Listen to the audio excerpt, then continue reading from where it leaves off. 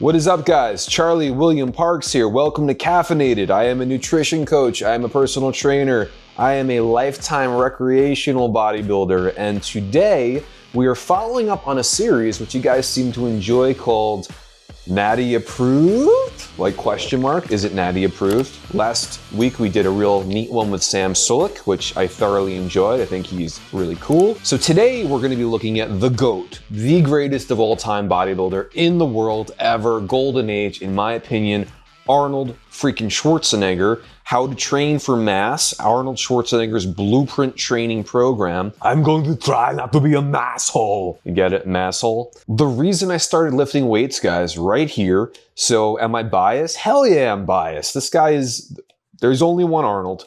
I'm excited to hear and see all the fantastic things that Arnold says and all the great advice I'm sure he's gonna give, and how do I apply that to my natty lifestyle, as they say.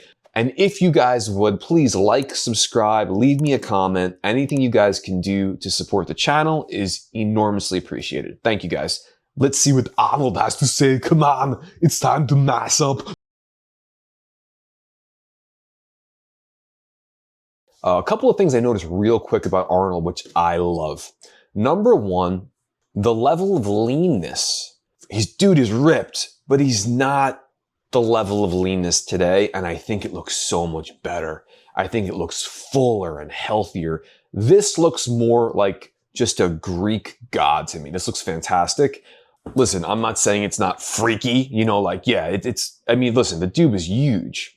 The other thing too is, these golden age guys, their legs weren't quite as incredible, at least in Arnold's sake. Some of the guys like Tom Platz had crazy legs, but the legs were not necessarily the biggest thing that you were looking at. His arms, his chest tended to take over when you throw those poses. So kind of the aesthetic was a little different then. I love it. It's my preference. I think this is fantastic. The GOAT right here, guys. Let's see what he tells us to do.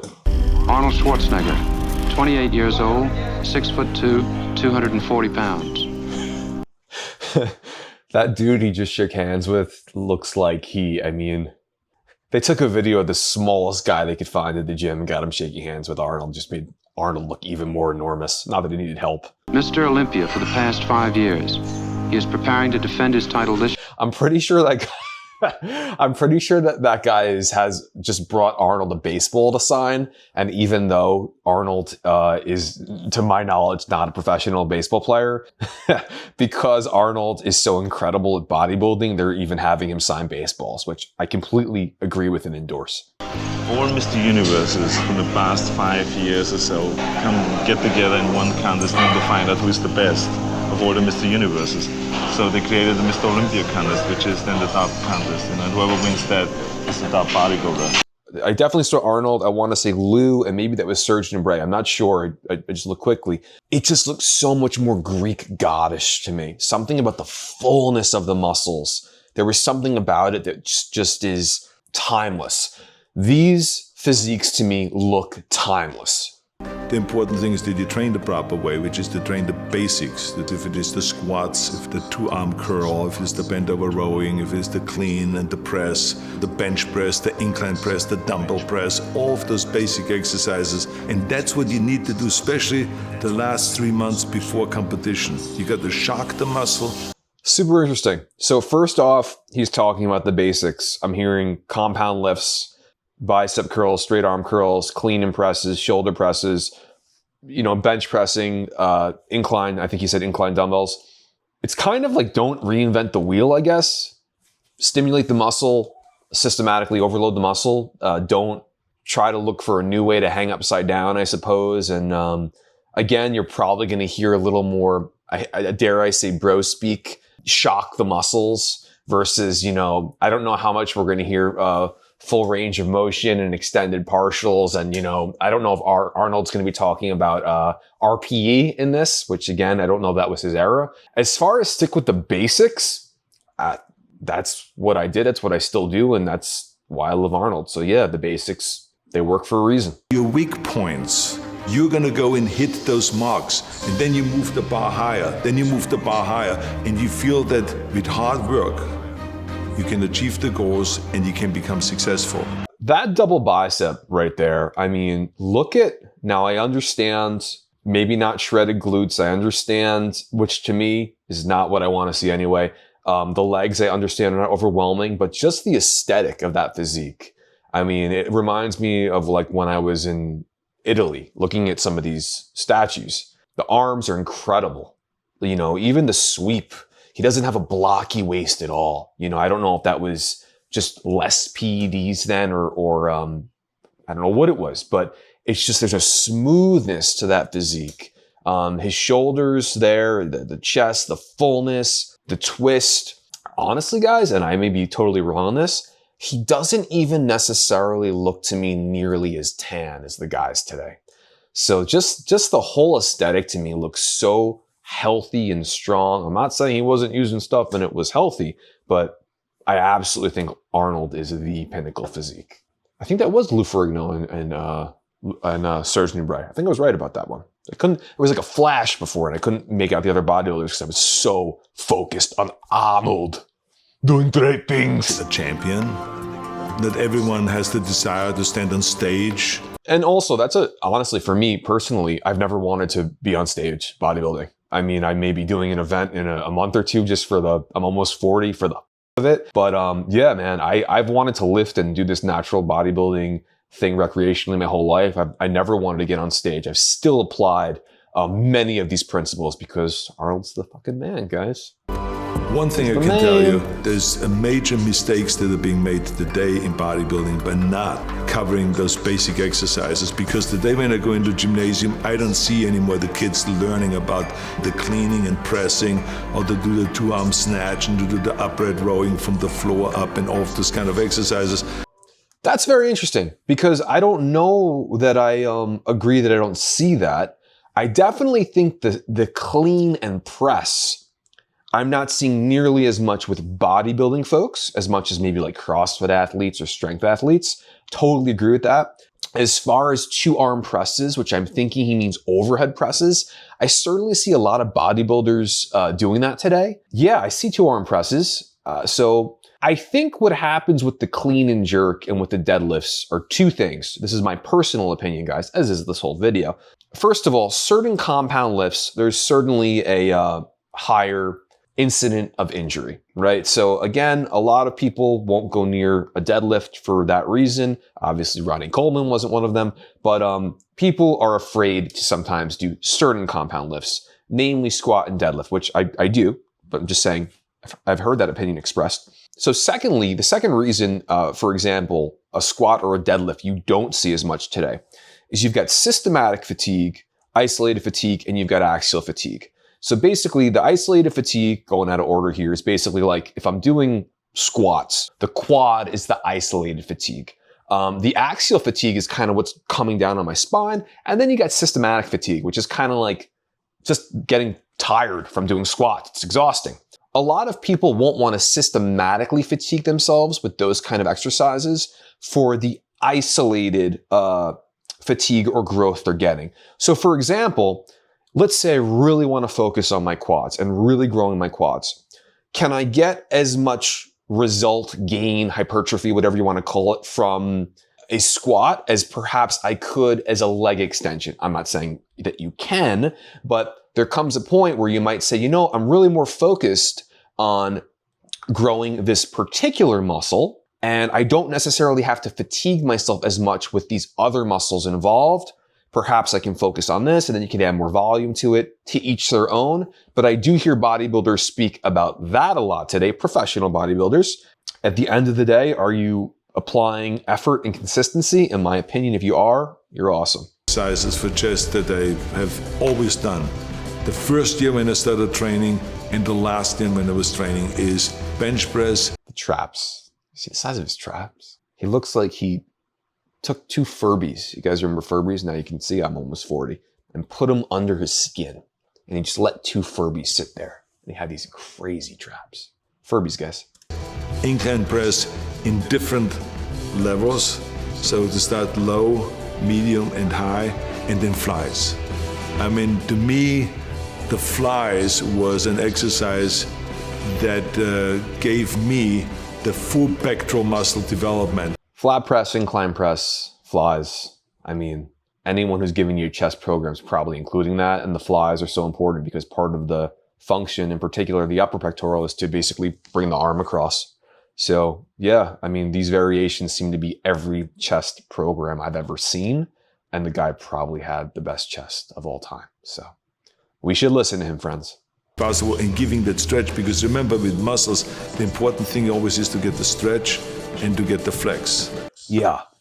So anecdotally, I'm not a pro bodybuilder, obviously, but something that's always worked for me anecdotally is taking whatever exercise it is, literally almost any exercise. And if it's a fly, the deepest stretch I can, a press, the deepest stretch I can, a back exercise, the deepest stretch I can. And it's really cool that he's talking about this because I don't hear as many of the older guys talking about the stretch stuff today as I do the newer guys. So this is really super cool to hear this. Everything Arnold says is super cool. And so to me, that going all the way out with the dumbbells as far as you can to get that stretch, and then to come in and then to have the dumbbells touch and then flex like you're doing the most muscle on top, and then going out again. He is such a badass because no one, I don't hear any bodybuilder say this today. The deepest stretch you can, and then come in, touch them, and then flex. That's like being a glutton for punishment. I've been working with the posing coach on a couple of events I'm looking forward to, and posing is hard and flexing is hard. Could you imagine like full ROM and then full squeeze, touch it together, and now flex? So Arnold was, this looks like a little bit of a nightmare. This looks like a little bit of a good nightmare. Things, of course, in order to create size and to create muscle growth. So this is cool too, guys, because just looking at Arnold's arm there, this is not a criticism at all. Greatest physique of all time. Wish I had it. But if you look at the way his shoulders kind of sloped a little bit down, I don't want to say drooped, but it was a different aesthetic then, with the rear deltoid not being quite as emphasized, even maybe the lateral deltoid not being emphasized quite as much versus the anterior, the real pressing stuff. This is really cool. I love seeing this. This is the aesthetic and the era I love, but you can see a notable difference back then, in my opinion, than from what you see today. The body will hit a wall. And what that basically means is that the body is saying, look, I know all your tricks. I know you're going to start first with bench press. And then I know you're going to walk over to the chin-up bar and do chin-ups. And then I know you're coming back to the bench press, and then you go to the chin-up bar. And then I know you're going to look at these Krispy Kreme's donuts and you're going to want to eat 6 of them. But I'm not going to let you. Come back to bench press. I know that routine. I know exactly everything you do, and I am prepared for that. Arnold's alter ego, Arnold, who's always ready. I'm sorry, this is such an interesting thing to hear him talk about because so much of bodybuilding science today is like, listen, you don't have to confuse the muscle. And he's basically saying you better confuse it because it knows and it's ready. It knows that it's Tuesday morning at 9:43 and in 2 minutes you start with flies. So I'm going to start with dips. Here's the thing. The thing I'm hearing from Arnold throughout this, consistency and effort. Consistency and effort, which is something that I love. I think as long as you're overwhelming it and you're progressively overloading, I think Arnold's totally right. And I think in my own training, I'm constantly saying to myself, how can I push harder? How can I get more, move more weight and things like that? And I think he's trying to, when he's saying confuse the muscle, or maybe I was ready for that, but you didn't expect this, so I, changed the order. I think he's trying to make it more challenging. And I think this is him saying, hey, your body is ready for this level, so we need to make it more challenging. That's how I'm interpreting this. And I believe he's absolutely right. I think everything he's saying here is spot on about challenging the muscle and continuing to make it more difficult, which is what progressive overload is. So you have to go and use the shocking principle. The shocking principle. That I hope is not when electrodes get attached and I feel like with all the gadgets to make today, someone's going to be like, all right, we're literally going to shock your muscle into growing with electrodes, which is probably exists right now, right? That's like, what's the thing that I put on my shoulder? The electrodes, what's that called? I have one of those things. A TENS unit, right? So yeah, I have one of those. So could you imagine just turn it to like I don't know, 1 to 10, you turn to 15, and it's just shocking you so much that your muscle's growing. That'd be neat. Be a lot easier. I don't know if it'd be as much fun. The shocking principle. If the body and if this chest knows that I'm going to start with 135 and then I go to 225 and do 275, I'm going to go and start now with 315. Yeah, that's a tough one. I'm not that strong, but I probably want to do some warm-up sets. So Arnold is a fucking Viking, and he can do this shit. He's literally Conan, where he doesn't have to do warm-ups. As far as the rest of us, Natty or not, you might want to do warm-ups, but the man has, they're the size of grapefruits. They're the size of grapefruits. And when he said the shocking principle, I thought that would be the principle in high school that didn't get me in so much trouble. And I'm going to do 20 reps with 315. And then I'm going to go and have the guys pull off plates. I could just see myself in the doctor's office with like my shoulders detached and my pec torn. Be like, what happened, Charlie? Be like, I tried to start with 20 reps of 315. Like that would be like, well, that you probably shouldn't have done that, Charlie. Keep eating your Wheaties. Krispy Kreme too. And then I have 225 left. And then I'm going to do another 10 reps. And then I'm going to have them take off another 45-pound plate, and then I have 135 left. And then I'm going to go to do another 10 reps. Or maybe if I can, do 15 or 20 reps. Drop sets. I love drop sets. Natty-approved. Drop sets are awesome. Not for the faint of heart if you're really pushing, but awesome. And let's see if the pectoral muscle is used to that. I love the way he's talking about his muscles like they're opponents in a sports event. Kind of like I'm a hockey player, or a poor one, but maybe it's like, let's see if this goalie is used to this slap shot. Let's see if he's ready for my knuckle puck. And Arnold's like vindictively, he's actually mad at his pecs for not growing from the normal routine. So he's like, let's see if you're used to this, pecs. Fuck you. I love this. This is so classic. I love the attitude behind that. Let's see if they're ready for this. And then all of a sudden you will find that your pectoral muscle is shaking after that, and you don't know what to do because it's cramping and it is being tortured and it is in pain because you have now shocked the muscle. With the barbell and the T-bar rowing, I mean, any kind of a rowing exercise that gives. T-bar rowing is so cool. My gym doesn't currently have one of those, but we're building a gym for the show right now. A T-bar row might be in order. That's really cool. That's such an old school exercise. See the thickness. Those are the exercises I always rely to, again, from the beginning to the end. There's a lot of bodybuilders that have a kind of a deficiency when it comes to the lower back. Look at that back shot of him. I mean, his back looks insane. Now, what's the first thing that you see, in my opinion, when you look at this back shot? His arms are still so impressive next to his back, but the rear delts, everything, even look, the Christmas tree, he looks fantastic. It's not the level of leanness today. It's phenomenal though. It looks so, so good. In my opinion, it looks better. And I mean, is he not flexing his legs the same way, perhaps, as they do today? I don't know. I'm not experienced enough as a bodybuilder, but I'm just looking at this dude. Look at the mass. Look at the strength he looks like he has there. The traps aren't too overwhelming there either, but they just look awesome. Everything, it's so well in proportion, in my opinion. So right here, Lou Ferrigno does not seem as lean as Arnold here, which definitely helping Arnold. And again, they're both lean. They both look great, but you can see a difference there. But look when Arnold swoops around like that. Oh my God. His upper pectoral is almost in this shot overwhelming. Now, obviously, it's closer to you. It's like overwhelming his lower pec. That's incredible. And his traps are like, again, it's Furbies. He's got fucking Furbies under his skin. Back into the striation of the lower back, which you only get from stiff-legged deadlift and from regular deadlift and from bent-over rowing and all the stuff.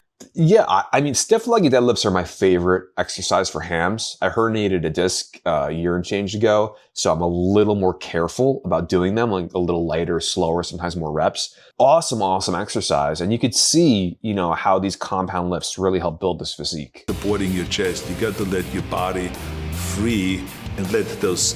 If you guys check this out too, he's really doing now granted, he's moving pretty quickly, but he's doing a pretty sick stretch on these rows here. The lower back Look how deep he's going.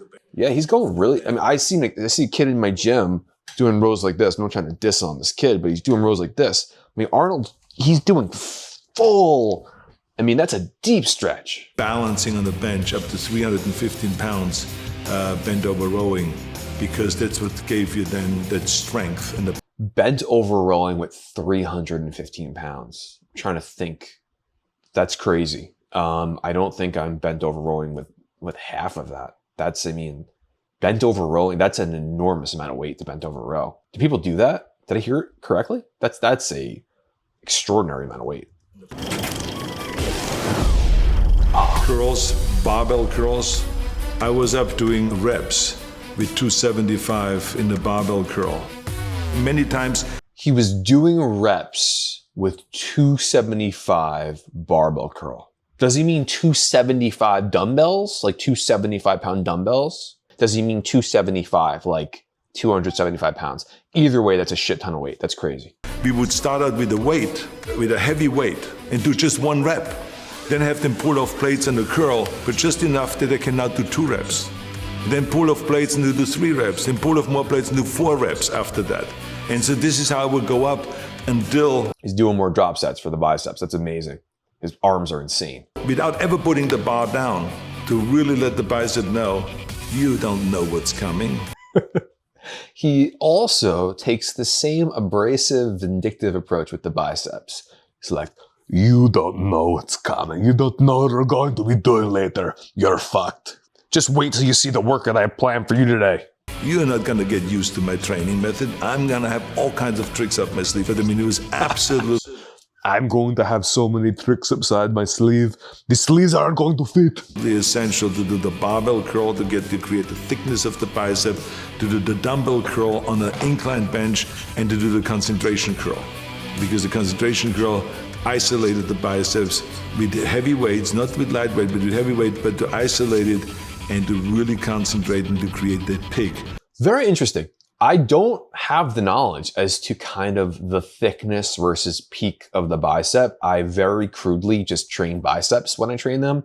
I don't think as much about, oh, this exercise is going to make the bicep thicker, or this exercise is going to make it peak more. I just kind of train biceps. But this is really cool because this is something I would like to look into more. Very, very interesting. That peak on the outside of the bicep that you need when you do your back shots. He had such awesome serratus muscles when he was hitting those double biceps too. Like boom, boom, boom.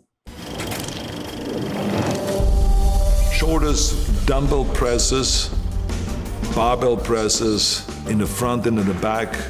I mean, we always did the rear press behind the neck kind of presses, the military presses, the dumbbell press, which was then is now called the Arnold press. Because there was a certain way that was done in order to really create the stretch of the front delta and to come down with the elbow here. So you could hear with all the pressing he's doing, you could see a ton of emphasis on the anterior delt, the front delt, which you can see in his physique, which is amazing. And also, I think the thing with the Arnold presses, I don't do a lot of Arnold presses, but I think what he's saying is to get that deep, deep, deep stretch on the anterior deltoid beforehand. I mean, if your goal is to build your anterior deltoid, I sure as shit don't think that deep stretch hurts. And to get the full flex. And then lateral raises, and especially bent over lateral raises on a bench. That is a 45-degree bench. This is a specialty that I've learned at Vince Gironda's gym. And he had this cutout on the face where he could still breathe, where you don't have to look sideways. One of the things that's so cool about watching Arnold pose too, from the front and even in relaxed pose, his anterior delta so just dynamite popping. But when he hits the double bicep from the back double bicep, you can really see the side and the rear delts popping too. I mean, the guy had just fucking awesome structure. His friend had a bench that had a hole in it. I guess like you were getting a massage that you could do rear delt flies on and still breathe. That is commitment. That is absolute commitment. Someone actually was like, we're going to cut a hole in this bench. To turn I'm going to do that. Your wrist outward like this. And it is a fantastic rear deltoid exercise. So interestingly enough, I hear a lot of the people I respect talking about kind of thumbs down as you're coming up on a lateral raise or a rear lateral raise. But I also hear a lot about risk of injury going up with kind of the rotator cuff and stuff like that. So it's something that you just hear talking about a lot, kind of the wrist and the thumb position when you're doing lateral raises, targeting either deltoid. So we picked up the 100 and did another 6 reps. Put them down and took the 90s and did another 6 reps. And then we picked up the 80s and we went all the way down to the 40s. And barely could do 6 reps then with the 40s. But I can tell you that I did not know where to put my arm because my deltoids were screaming. I don't know where to put my arm. There's like one divider between 2 seats if you're waiting in like a doctor's office or a plane or something. Like, are you now infringing on someone else's arm space? Anywho, it seems like a hell of a workout if you don't know where to put your arm when you're done with it. It was screaming. They were in pain. Why? Because I shocked the muscle. The reoccurring theme of this is shocking the muscle. Yeah, right? That's muscle growth right there, right? Your muscle is shocked. It's got to get stronger. And Arnold is the original. He's the OG muscle shocker. Squats is, I think, the most important exercise to create. I need to get myself not only that hat, but a pair of whatever swim trunks he had in those pictures. Those were some dynamite swim trunks too. Thighs, big thighs, squats. Those are the ones I want. Rear squats, front squats, leg extensions, lunges, stiff-legged deadlifts, or good morning exercise with stiff legs, and a lot of leg curls. Kind of squats he's doing, front squats, rear squats, hack squats. I mean, lunges. He's doing a lot of compound lifts. There will be regular ab training that we did for abs, which is just leg raises with straight legs, leg raises with bent knees, sit-ups, Roman chair sit-ups, which gives you the... Abs look fantastic. Another difference in the golden age is I think you hear a lot more about the emphasis on abdominal training. Whereas nowadays, I think these guys are often worried their waists are going to get too blocky. That could be a side effect of drugs too, but you hear a lot more about, hey, you know, if you're doing these compound lifts, you're probably training your abs more than enough anyway. You do a set here and there, you're probably good to go. Whereas it seems like there was a lot more emphasis on ab training then. And I think that's Ken Waller in that little pic with Arnold there. Nice serratus. 500 reps, which was an absolute necessity, and we all believed in, and then crunches. I think he said 500 reps. That's a lot of reps. Everything fits together now, and all I have to do now is get my posing routine down more perfect, which is almost impossible. That picture there is incredible because you hear so much about the X frame in bodybuilding today. And his upper body totally dominates his lower body, but it just works so well there. And I'm still impressive as hell. Don't get me wrong. I'm just saying, you can see different training emphases. And listen, was he emphasizing chest and shoulders, arms, maybe more? He might have. That's what he was known for, but he won how many Olympias like that? Can you blame him? It's almost impossible to do, you know. It's perfect already. Oh yeah, it's down to a point. Wait when you see it. Arnold talks about his bodybuilding prowess, like before an event, like you hear boxers talk about a boxing match before, where they're just like, wait till you see it, I'm gonna knock you out. Wait till you see it, you're gonna knock you out. I feel so many bodybuilders are so humble today in the pro ranks, for the most part. I love the sheer confidence and attitude of Arnold's in his prime. I think the important thing is that you always go all out in every set, and that you really, don't save yourself for the next set, because that's another big mistake that a lot of people make. They say, okay, I'm gonna do 20 sets, so I better take it easy in the third and fourth set, and then the fifth set, and then the 10th set, because I still have 10 sets to go. But that's the wrong approach. Each set ought to be going all out. That's interesting. That's a tough one. I personally could not take every set to failure and do 20 sets. I don't think I could take every set to failure and do 15 or 10 sets every time I trained. It's interesting because that's kind of in some ways the whole, the bro scientists like to fight with the exercise scientists and all that stuff. I think for me, it's, are you consistent? Are you exerting enough effort? And the piece that's not talked about enough for me is, how do you feel when you're doing it? Are you enjoying it? Are you excited doing it? Because I think whatever approach you take, if you're working hard and you're progressively overloading the muscle and you're like rev to go, however you like to do it, controlled, full ROM, this and that and all that stuff, and eccentrics and controlling them, and RPE, ROM, all that stuff that I really like. Or if you're just throwing, I'm not saying you should hurt yourself, but if you're really maybe doing it your way of doing it, if that gets you to a 10 in the morning and you can go get it that way and you want to fight in that workout and you're excited and you're going, and that other way of training would kind of not feel the same way. I think at the end of the day, though scientifically one may be better on some scale, I totally agree with, I think you got to do you. I think you got to do what works best for you. And the same goes for dieting. I mean, I can talk about all the foods that I love that help me get bigger or lose weight or whatever it is. If you don't like those foods, don't eat them. Well, I think the most important thing is that you eat the right way and that you get in the amount of protein that your body needs. And there's always, of course, a debate, how much protein does the body need? I always lived off the formula that for every pound of body weight, I want to get 1 gram of protein. Very safe, hard and fast rule, I think, for virtually everyone. I love he's emphasizing protein, even, 40, 50 years ago, emphasizing protein.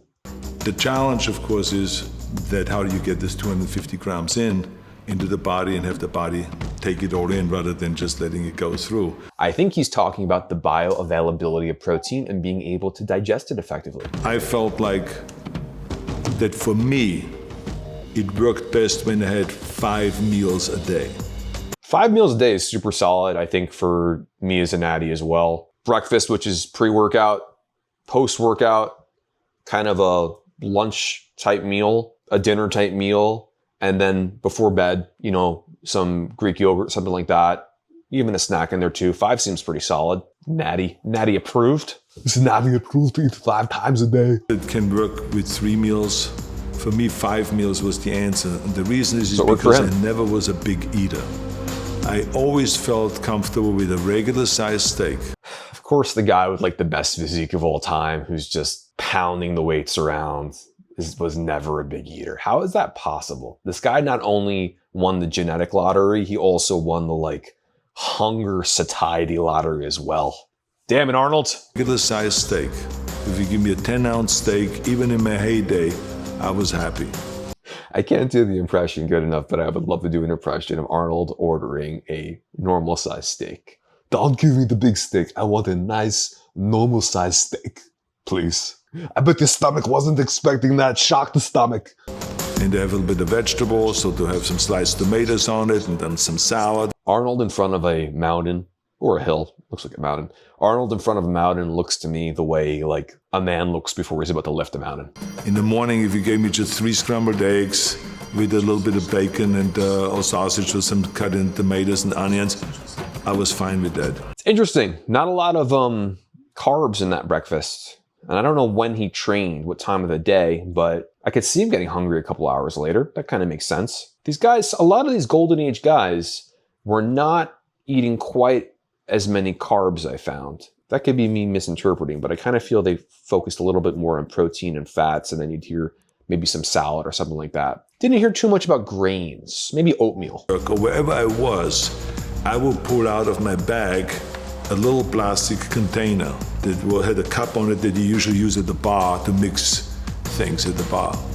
And I would have my milk in there, and I would have my protein powder in there and everything like this, and I would just close it up and then put it in my bag. Yeah, eggs, sausage, whey protein, milk. I mean, again, it's protein, it's fat, which again, it works. And I would be shaking my protein thing. Me personally, I like carbs. Just like a bartender doing all the little tricks. It's like a bartender. And then I would drink it up. Drink it up. And that to me was the additional kind of 30 grams of protein that I needed at that time. And then I would be, an hour later going to the gym, and then we'll be working out for 2.5 hours. And then There's the little guy jumping into Arnold's arms again, like he's Santa Claus, which I would do too if I could. If I meet you, Arnold, I'm going to jump in your arms like you're Santa. And there will be a late lunch, and then it will have again a regular steak. And then 2 hours later after that, I will have another one of those protein drinks. So I would have 2 times a day. So he's basically eating eggs, sausage, a little bit of cucumber and tomato, protein shakes, steak, protein shakes. It's a lot of protein, which, protein's good. It is absolutely essential that we have enough protein so that you can really experience the muscle growth. But we have to recognize that we will not get all of the nutrients, the vitamins, the minerals, and the proteins, and all of the stuff that the body needs just with regular meals.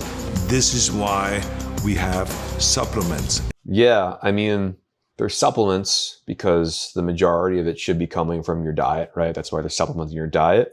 As far as the vitamins and minerals goes, I think if you're eating like a pretty well-balanced diet and you're trying to get a couple of servings of fruits and vegetables a day, good sources, whole grains, fiber, all that stuff. Obviously, you have tons of macro and micronutrients in animal sources as well. I think you can probably get all that stuff. It seems to me that Arnold had trouble eating as much. He was not a big eater, like he said. So I can understand, getting in all of that protein and then having to eat all that additional stuff. Makes sense to me. Maybe it's a little easier for him to take a supplement. I don't know how good the supplements were back then, but I don't know how good they are today either. All three contestants, Lou Ferrigno, Serge Nubret, and Arnold Schwarzenegger, for a pose down for the final decision for the judges. Pose down. So now I've built a certain amount of mass during the year, and I've worked now on certain weak points throughout the year. And now with the combination of the diet and of higher repetitions and more exercises and more sets, take that mass and chisel it down. So interesting, just in terms of he's basically saying, I added more. I did more sets. I did more reps. I think he talks more about detail training and stuff like that. Today, a lot of the focus you hear from bodybuilders that I kind of know and respect is like, you don't want to necessarily go beyond what you've done because you're not in a muscle growth phase, at least as a natty. You're certainly not when you're dieting down. I'm doing a diet right now. I'm in a little cut. You want to obviously create enough stimulus and intensity where you're not losing muscle, which makes a lot of sense. I think it's very diet focused and calorically maybe tracking focused today. Whereas I don't even know if Arnold was tracking anything he ate. I don't know if he was like, hey, you know what? I want to make sure I do this, this, and that. Now, I don't mean to say I don't know if he knew what was in his food. I'm sure he knew what was in the food, macro and micronutrient wise. But I don't know that he was writing it down every day, or he's kind of like, hey, you know what? This is the breakfast I usually eat. I'm getting ready for a show. I'm going to eat a little bit less. And maybe when I go into my bulking off season, I'm going to eat a bit more treats. I don't know. Maybe he'll tell us. And work on the details. And that's why I call the period before competition the most exciting period, because that's where you really have to concentrate, pay close attention to it every day, look at yourself in the mirror in an honest way, and expose your weak points. Maybe he means like expose the weak points so when you get back into the next mass, you can start building that shit. But yeah, I could definitely see with a physique like that, seeing the chiseling and, those muscles popping a lot. That must have been very exciting for Arnold. Then you move the bar higher. It is really exciting to do that. And you feel that with hard work, you can achieve the goals and you can become successful. I believe that is a great adage or saying or whatever it is for life. With hard work, you can achieve your goals. And I believe the goal should actually be hard work. I think that's the goal. So put that in your pipe and smoke it. The training principles and the nutrition principles. Serge Nubret also, by the way, I think I'm saying that right. I don't think it's Nubret. I think it's Nubret. Phenomenal physique. One and only Arnold Schwarzenegger.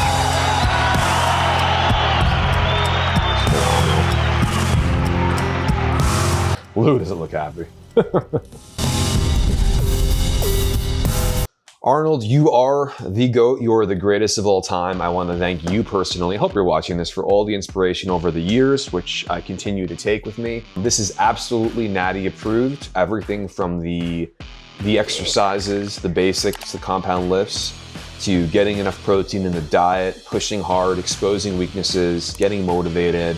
I will take shocking the muscle as continuing to challenge the muscle and finding new ways to do that, which I think is dynamite as well. Arnold, you're the greatest. And if you guys enjoy this, if you guys like this, please like, subscribe, leave me a comment, send me a like, be a super, join the Caffeinated Iron Club. I appreciate you guys immensely. And until next time, yo.